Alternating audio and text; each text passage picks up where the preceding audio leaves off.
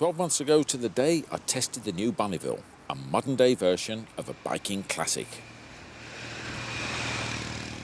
Now we've got this, the Bonneville America, designed to capture a bit of that growing cruiser market. But will it? Well, it certainly looks the part. It's long, it's low, and it's sort of mean.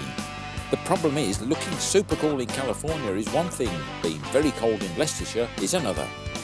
But that would be a problem for any cruiser. Use your imagination instead, think sunny, and you could be in for a pleasant, if not soul-stirring ride.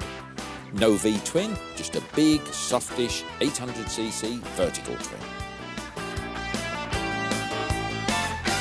But in fact, it's actually a different engine to the normal Bonneville. If you listen to the exhaust note, you can hear a sort of pucker, pucker, pucker, an uneven exhaust note. I'll just turn this off a tick. The ignition switch is in a funny place, by the by. But what they've done, as I said, the engine looks the same, but the normal Bonneville fires on a 360-degree firing order. So every time it comes round, fires. This one's on a 270, and they've done that quite deliberately to give it a bit of character. So you do get this sort of pucker, pucker, pucker, a bit Harley-like, but it's still that twin. In there, you've still got your twin balancer shafts to make it nice and smooth. They run front and back there.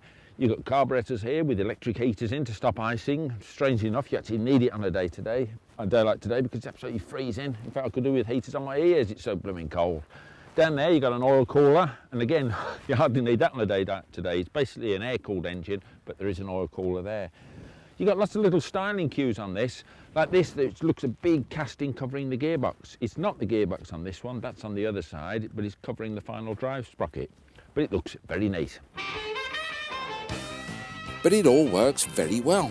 It's a torquey motor that means you can chunter away from 30 in fifth until the big white speedo hits around 95. That means around 90% of the torque is available from a lowly 2,750 revs. Also on the cruiser style, you can feel that engine beat along the way, all designed to give it a bit of a rough-edged character. Now, talking of character, if it's a cruiser, it's got to have style, and I reckon the America's got bags of it.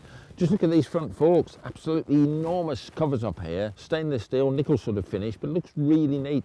Kicked out forks, big balance guard there, very deep well onto the rims here. It gives you plenty of stuff to polish up, but a very cruiserish fashion.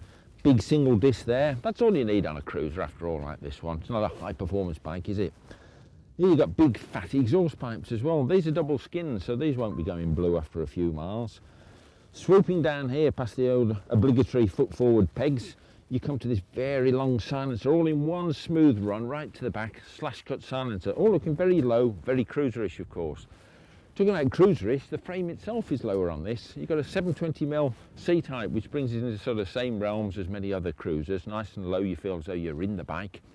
Up here, it's got a big fat rear valance here to the rear guard. Again, all this cruiser theme all the way through with a little pillion squab up there.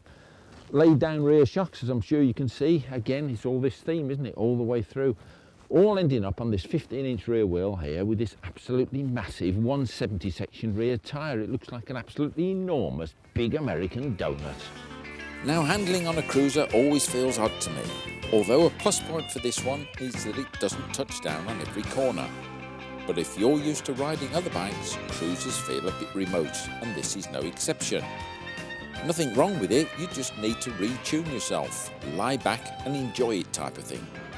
And you can, because although the suspension looks very retro, it's perfect for the job and gives a really comfortable ride.